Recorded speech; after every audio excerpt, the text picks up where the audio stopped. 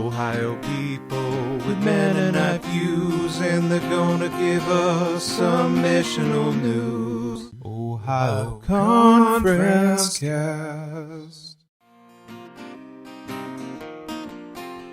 You are listening to Ohio Conference Cast, a podcast dedicated to sharing missional stories and other information about Ohio Mennonite Conference.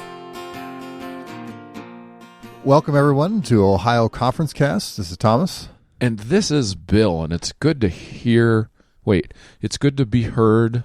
Well, anyway, it's good to be back on the podcast with Thomas. Yeah, I thought you were going to say it's good to hear your own voice. That would have been articulating something. I hate hearing my own voice. Yeah. I'm just like everybody else in that. Yeah. So Bill's been gone for a while, sabbaticaling and all that, but he's back. And if you're getting your hopes up that you're going to hear a Bill and Thomas podcast, I don't know who would get their hopes up for that. There's one person. Yeah. Her name is Madeline.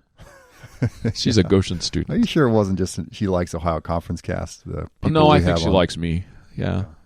Anyway, Sorry to disappoint Madeline, but we're going to pass this off real quick. We are introducing the first ever Ohio Conference Cast podcast miniseries. That's right.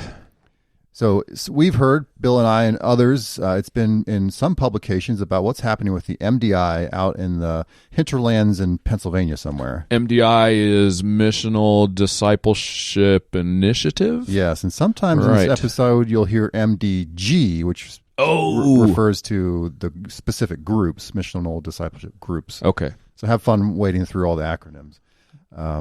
But we called up our fanboy, Lucas Johnson, and said, hey. Can he be a fanboy if now he's been host and co-host and now running he's producing a miniseries? It's true. I mean, I don't think he can be fanboy anymore. If you listen to the miniseries, he refers to himself numerous times as the number one fanboy. So you're going to have to take that up with him. All right, I will. We'll fight about it later. Yeah. Our number one fanboy, producer, and initial miniseries host, Lucas Johnson. So we are going to pass this off to Lucas and the folks out in the hinterlands of Pennsylvania and listen up to what they have to share, because the story is worth telling over the course of numerous episodes.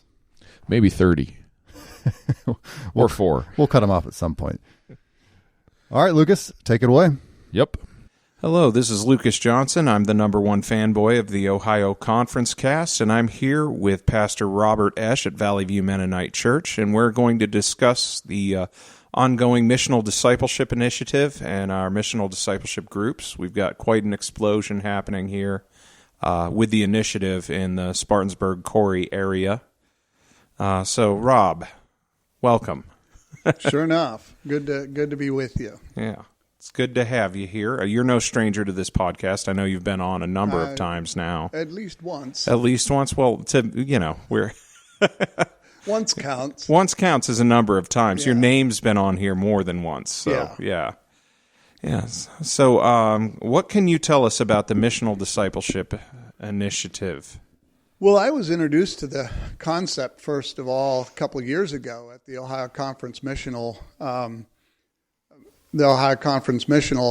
Assembly, or whatever they called it, workshop before the annual conference assembly, when Marvin Laranzano from Mennonite Mission Network was one of the presenters. And so the concept was introduced at that time. I picked up some materials on it. I talked to Marvin at the time. And then following that, really decided that it sounded like something that I'd like to, get the congregation involved with. So, it actually goes back to, my interest in it actually goes back to that first missional workshop. Well, that's wonderful. And since then, you've been involved in some online huddles. Yeah, so the process was then across that summer following that workshop, I did a sermon series on discipleship, and invited people to get involved, and then that first year we initiated a few groups. The one that you were involved with, the group that Corey led, and then a group that I'm in. And during that year, then I was also part of what they call the Level 1 Virtual Learning Huddle, where the textbooks are Building a Discipling Culture and The Forgotten Ways by Alan Hirsch. And so I was a part of that and meeting with group facilitators monthly.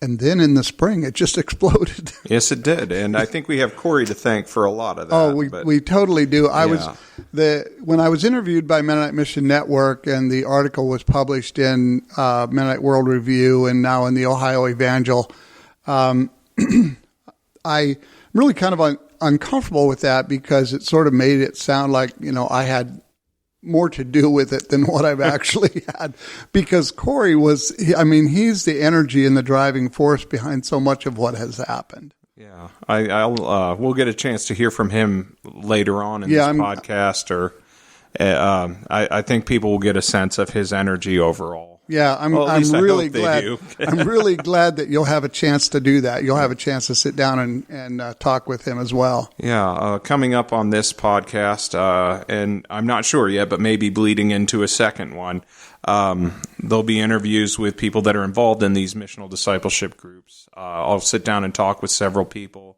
including someone that's retired from the Air Force, a groundskeeper from the local cemetery. Just about everyone from every walk of life and every church and town seems to be getting involved in this. And that is what's really, really exciting about this whole initiative, is just the variety of people and what they bring with them into these missional discipleship groups. The levels of spiritual maturity and where they're at in their personal spiritual journeys, but also just the backgrounds. It's so rich when you sit down with the current group of facilitators we have, and you hear people talking about, being in recovery from alcoholism and just different things like that, and how significant this discipleship process is for them personally. That's what's really exciting about this. Yeah. It seems like everybody that's been involved has been very positive about how well it's going, and the only negative comments I've heard are on the occasions when the groups aren't able to meet as frequently as they should. Yeah. But I like it so much. I'm currently in 2 groups, which I didn't intend, but it just kind of took off that way. It worked that way, yes. And I actually couldn't be happier with it. I'm meeting with one at 6 a.m. on Monday, and the other ones I meet with on Thursday. And each group is very different, and everybody's got, like I said, everybody's got a different background. I think for the most part, in my new group, we all go to different churches. In my first group, one of them attends church here at Valley View with us, and then the others are all from all over the place. So yeah, it's been pretty incredible. So one of the big things I'm trying to do here with this episode is trying to get people interested in doing the MDGs, because I have a feeling at least one person listening, probably most people listening, are not involved in the Missional Discipleship Initiative, and it's really a wonderful experience. And I don't know, how would you? I would, and I would just say to people, if they hear it and it's intriguing to them and they decide that they want to get involved with that, I would just say to be patient. It's if it mirrors my experience in any way, it's going to take a little while. But just like you said, everyone who has been involved in it is just really positive about it. And the thing that I hear over and over again, people expressing almost a sense of surprise. No, not almost. They express surprise at how significant these relationships become as you meet in these small 3 or 4 person groups in this initiative. Really, really lays a foundation for solid relationships. I'm so excited. One of the things that I'm really excited about too is in that first year, it was all guys. Yes. I wanted so badly to try to get some groups going for ladies. So now coming into this cycle, to this year, and seeing some of the ladies groups getting going, both here in the congregation and in the community, is just really exciting to me. Yeah, I'm very excited that even though this was a Mennonite initiative to begin with, we're actually the minority in this initiative, at least here. That's the way it's turned out in this community. It's been really amazing. It's opened a lot of doors for communication between churches too, and granted, it's not a magic wand, but it's been a really great tool for getting us communicating as the body of Christ and to actually be working together on more and more things, I think. I think this has really been helpful in that regard. So if you were going to tell someone, if they were like, oh, should I get involved in this, what would you say? Perhaps I would flip that question on them and say, why aren't you involved? And, should I be involved? Why shouldn't you be involved? And that is the whole thing beginning when we think about this process of discipleship and making disciples, building a discipling culture and making disciples. When you think about that, that is the thing that Jesus instructed us to do. As you are going into the world, make disciples. In the whole process of learning what the process is like, but also going through the textbooks that I've been exposed to, really has emphasized the fact that what we have historically done in churches, and that's not to say it's bad, but what we've done has not been disciple building. We haven't built the kind of relationships that really reflect and are modeled on the discipleship that Jesus did with his followers. Right. I was a little skeptical when we first started it, though, because I was just like, oh, another program. Yeah, absolutely. Because, things like this resurface every couple of years. Someone has the new, this is it. Yeah. And that was honestly my first thought was, oh, it's just like that other program. Yeah. In reality, I'm not sure if it's just like that program or not. All I know is it's been wonderful because it's very loosely, it's real loose guidelines. We have the 5 questions, and those are actually harder to answer some weeks than other weeks. But it's not an accountability group, and it's not just a straight Bible study either. It's a little bit of everything. Yeah. It's really being a part of each other's lives. And I actually have started referring to the how have you heard God in your prayer life as the cricket question. Yeah. Because that usually has a moment of silence for just about everybody. It was like, how have you heard God in your prayer time this week? Yeah. And sometimes prayer time. Yeah, some of those questions, they really do have some underlying assumptions that challenge you. What is God saying in your prayer life assumes that you have a prayer life. Where have you seen God at work in your life assumes that you're paying attention and expecting and looking for God to be at work. The thing that I have really found exciting talking with people is the encouragement to not always be looking for huge things. Oh, yeah. That God is at work in your life in, just hundreds of little ways. And those are the things that we need to train ourselves to recognize, almost in the same way that it would have been for those original disciples who were following in the footsteps of Jesus. They would have been watching him do every little thing that goes into making up daily life. Absolutely. And so it wasn't all great, big, huge. Probably for every miracle, probably for every healing, there would have been days and days of simply walking with him and eating with him and observing how he lived. Yeah, absolutely.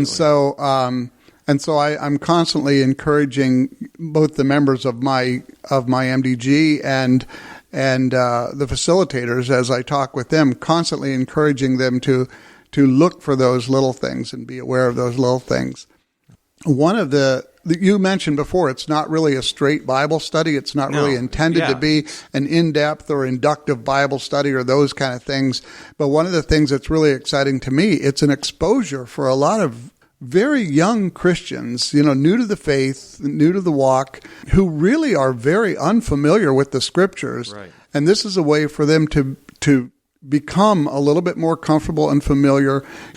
That's pretty neat because one of my groups is in Acts and the other one has been doing devotionals together. And Yeah, the It's group pretty amazing. The group that I'm in, we started with the Gospel of Mark simply because I always say that's the Reader's Digest condensed book of the Gospels. Right. It's the one with just pretty much a straight up story. But then we are finishing up right now. We're finishing up the book of Acts simply because we came to the end of the Gospel and then said, "What then?" Right.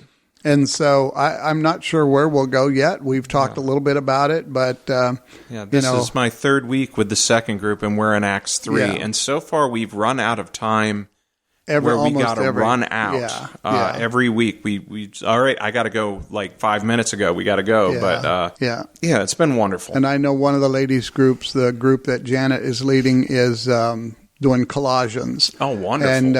And she expressed that a couple of the gals in the group said that they were really glad they chose that because it's fairly simple to understand, straight up, just some really rich stuff in there. Really practical church things. Ephesians, Colossians. Thank you very much for taking the time to talk to us today. And so I'll be getting some interviews underway, and hopefully this will get out so people can hear it and feel encouraged and dig in, because this has actually been life-changing for several of the people involved. Absolutely. And that's really amazing to hear. Just in this short period of time, we've seen people that have come to faith. Yes.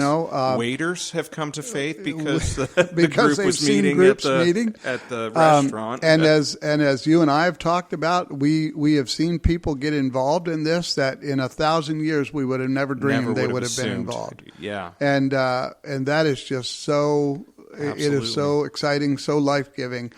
And so, to go back to your question of, why should I do this? Again, I would say, why shouldn't you be doing this? Absolutely. If you're out there and you're listening and you're not involved in the initiative, or your congregation isn't involved in the initiative, then you get it started. Yeah. I mean, you grab the kid from Quick Fill. Yep, just think about all those people that are already in your life. Mm-hmm. You don't have to go out cold calling on the street, buttonholing people. Think of relationships you already have, people who are already in your life, who you can invite to come alongside and just get going. Absolutely. And you'd be surprised how many people are desperately looking for something that isn't just the normal grind. Unfortunately, the truth of it is a lot of people, if they've been going to the same church for 18 months, they're starting to hear the same sermons. Mm-hmm. And that isn't a cut on anybody's church. It's just that's just the way truth. It is. Yeah. A lot of churches are very evangelical, and you will hear a salvation message, and then when you come back, you'll hear a salvation message. Yeah. But they have ties to that church, so they're going back. And I've heard a lot of expression of just how helpful these groups have been for them, just to be able to have more of a genuine. Well, you said something before about the fact that initial reactions might be that ho hum, here's another program for church growth or whatever. But the way that it is not that is exactly the fact that it is non-directive, it is open, it's inviting, and it meets the needs of people in a way that I hear it over and over again that they just have never experienced before. This particular way of going about discipleship. And so they recognize that, and they're really getting into it. Yeah, it's incredible. That's very exciting to me. It is. To see at a facilitators meeting. I'm not saying we all go to different churches, but there are many churches represented when we do a facilitators meeting. Yeah. And that's always very exciting to see. Yeah.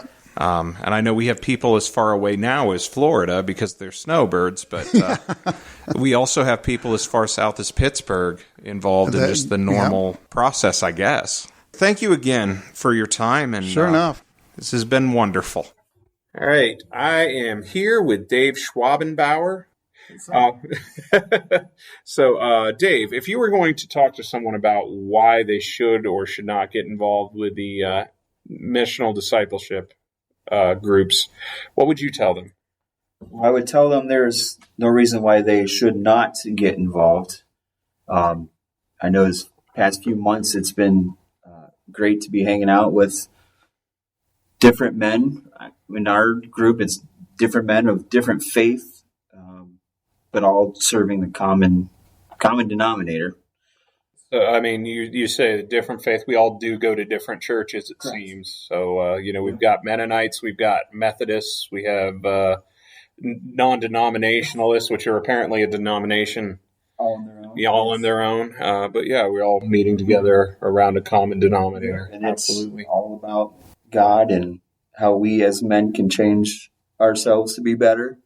Yeah. And it's a good sharing platform too. There's a lot of things that I know for guys it's hard to talk about, but when you're amongst others, it's a lot lax that you're able to do it. So of the 5 questions, the scary question is, of course, what? Well, questions 1 through 4 are the scariest. 5 being the where have you fallen short? That is always the easiest because I think just human nature, we fall short a lot. Yeah. I know. Me personally, it's where you've heard God speak to you during your prayer time is a struggle because that sometimes makes me feel like, am I even praying? Yeah. There's things where you don't realize all the time that God's speaking to you. Yeah. Listen. I met with some guys this morning that called that the cricket question. What did you hear God say to you this week during your prayer time? I know I prayed. I did, yeah. I prayed. My notes. Yeah. Yeah, so the 5 questions, of course, are where have you seen God at work this week? What did you hear God say to you this week during your prayer time? What have you learned from the assigned scripture reading this week? How have you shared the love of Jesus with others this week? And where have you fallen short this week? And, of course, question 5 is always the one that I have an answer for just right off the top of my head. Absolutely. You're like, well, I rode here with my daughter, and she's 9, so I'm sure I have some frustration and anger issues that are coming out. Questions 2 and 4, those are tough ones. 4 with the how you share the love of Christ. Is that what it was? Yeah, how you share the love of Christ this week. That one was a definite, at the beginning, was a very much a work in progress, which has now been easier. Right. Practice. Practice makes perfect. Yeah. Being able to be mindful of it, I think, is the best thing for me, is just knowing that on Thursday I am going to meet with a group of people that are going to require 5 answers of me every single week, and one of them being, did I pray this week? What did I learn from the scripture reading? Which we've been doing the devotionals from the YouVersion Bible app, and that's been pretty cool. Good. I love those because we can actually comment throughout the week, just leave little comments about the day's reading. So if anyone's looking for ideas for their MDG as far as what to study, I'm now in 2 missional discipleship groups because I am incredibly blessed to have an understanding wife that lets me just go. So one of which is in the afternoon and one of which is now really early in the morning, meeting at like 6 in the morning, which is early for me. I know if a farmer is hearing this, they're going to be like, 6. Yeah. 5. Yeah, exactly. So, but it's been pretty great. One of my groups is reading straight. We're just reading through Acts, and then our group, we're reading the devotionals weekly, which has been incredible. So, again, Dave, thank you very much for taking the time to talk to me, and I love you. Yeah, I was just wondering if that was going to get awkward. I had to not awkward. I had to drop an L bomb in there. I just need an air hug. Oh yes, sweet. Just going to check the sound real quick and see what's going on. Hey, look at that. It's picking me up. That is fancy. I am here with Robert Cummings, who is in the Missional Discipleship Initiative groups here. So, Robert, what would you say to someone who was thinking about potentially getting involved with the MDGs, MDIs, the Missional Discipleship Groups? I would say it's been a very welcoming forum. A little personal background on me as a military retiree, to where I struggled a little bit to transition back into the civilian environment, whether it was the social interaction type of thing, or feeling comfortable even in a church setting, school functions, anything like that. So for me to be able to go to something where it's non-judgmental and an open forum and feel comfortable to not just speak about the faith-based things, but the life things in general and how it reacts, and getting, second opinion type of stuff on those topics has been very critical, I guess, in my life and my well-being.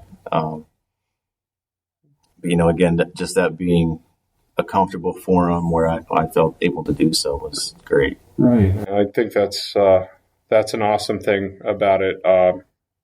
For me as well, as just being able to have someone to bounce ideas off of and to actually discuss what's going on in life in general. Yeah, and the other part of that too, being rather infantile to the a Christian lifestyle, and having a basic understanding of a lot of things, but still questioning very many. It's an easy place for me to say, okay, let's stop what we're talking about right here, whether it's, right now we're watching Passion of the Christ together and discussing the reality of how some of the stuff in the movie is portrayed versus how it's written in the Bible, and how I understand it versus how it should be, parlayed to someone that really doesn't know. And it's been a great way for me to be able to ask those kind of questions without a bunch of eyes looking at me and like, did you really just say that? Yeah. So how long, you said you feel infantile in your faith. How long have you been a Christian? I would say I'm coming up on about a year. Oh, that's awesome. That's a pretty amazing thing to be a part of then, because it's like the discipleship end of that is really... not to downplay anything in the military lifestyle, because there are so many support programs, whether it is, just the social stuff or the behavioral health at the mental clinic, so to speak, that is supposed to understand and supposed to support, but there's still a stigma that if you go, then you're the crazy guy. It's the whole overall concept of it's not okay to not be okay, kind of thing, to where you stifle it and stuff and stuff it, and then you struggle afterwards, and that's part of the struggle back to civilian lifestyle. So getting back into again, something where I can express those kind of things. But, and being faith-based, it's not just, I don't know, I guess how I feel, but I'm very literal on things where, 20 years in the military, if it's written in black and white, then that is what you abide by, basically. Yes, so it's great for me to be able to, pull out a Bible or study plan or something. And this is what I live by. Absolutely. So it's been great. Yeah, I really appreciate getting your perspective on this as well. Thank you for taking the time to talk to me about this, because like I told you when the microphone was off, and I tell everybody I'm pretty much just the number one fanboy of the podcast. But I really appreciate you taking time to discuss this, and hopefully someone will hear this and be like, you know what, that sounds like something I should be a part of. Yeah, and I guess, just to wrap up the personal side, just the way the forum is, what I mean, you got kind of a mentor in there, right? A leader, so to speak, but it's not a forum where you've got a guy up front in there with minions. Yes, there's nothing like that. And being a mobile and evolving kind of thing, to where it, we make sure it fits the schedule of each person.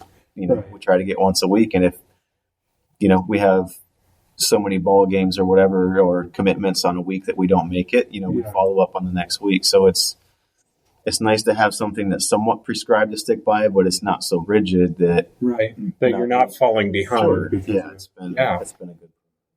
That's great.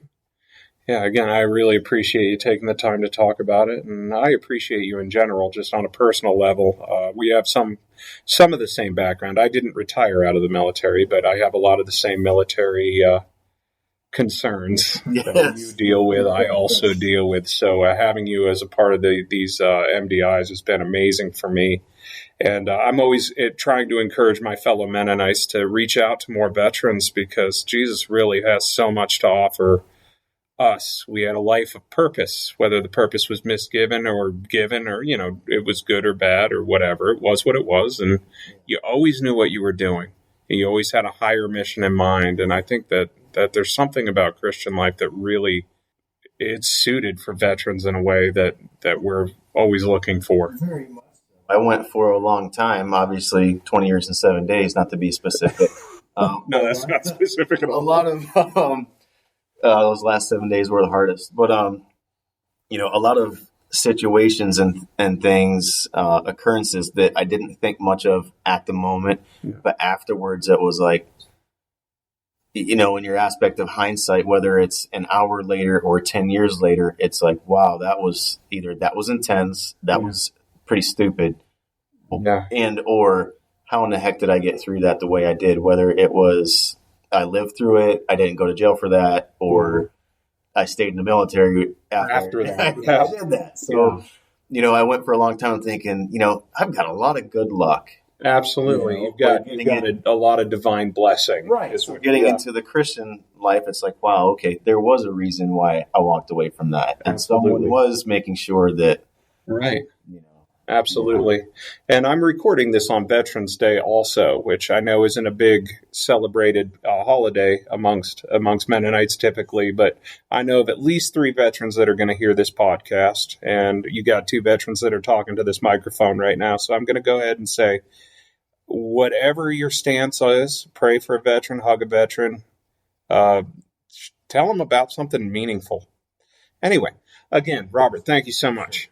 Thanks, Lucas, and our Pennsylvania-Ohio Conference folk. Stay tuned for the next installment coming soon about the Ohio Conference Cast miniseries. Ohio people with Mennonite views, and they're gonna give us some missional news. Ohio Conference Cast. Thank you for listening to another edition of Ohio Conference Cast. We would love to hear from you. Our email is ohioconferencecast@gmail.com.